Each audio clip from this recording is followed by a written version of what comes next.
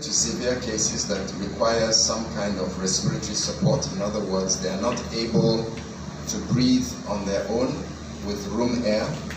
We first support them with oxygen, so that improves the ability for them to absorb the oxygen.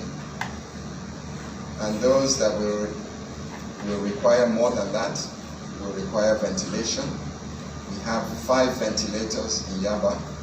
We have another 10 in Oniko. We have about 6 at Lasut. So far, we have at our disposal about 20 ventilators. We have some more ventilators in Bagada, and as they're in the private sector, there are up to 20 ventilators.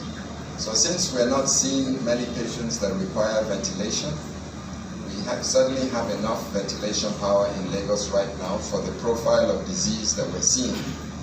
If we start to see more and more cases requiring ventilation, then we will recruit more ventilators into the system.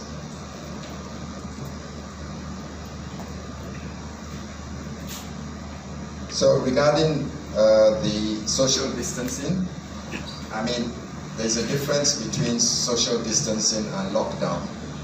So social distancing is just ensuring that there's no transmission within community.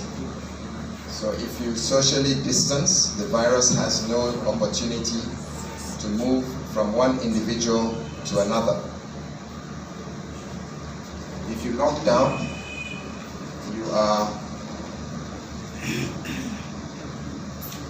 increasing the ability of people not to move around. In other words, you are slowing down the random opportunity for people to interact with each other, but more importantly, you are slowing down the movement of people out of a geographical zone.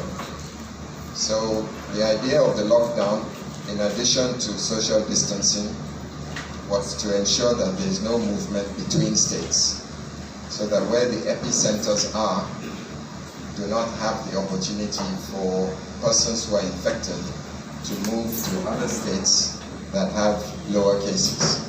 So that will slow down the outbreak in other states that have so far very low numbers. So it confines the epicenters at the moment to Lagos, Abuja, and it seems Osun is beginning to see a higher number of cases.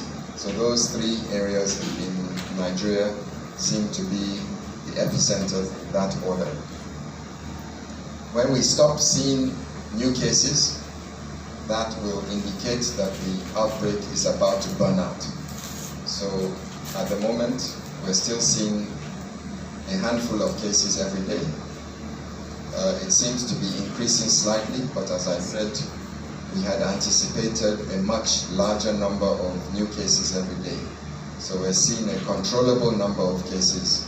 So we believe that our modeling indicates that the graph is beginning to flatten, but we're still seeing new cases every day. So we have not reached our peak, but we are prolonging the time till we reach our peak, which is a good thing for us, because it gives us time to accommodate new cases. It gives us time to train.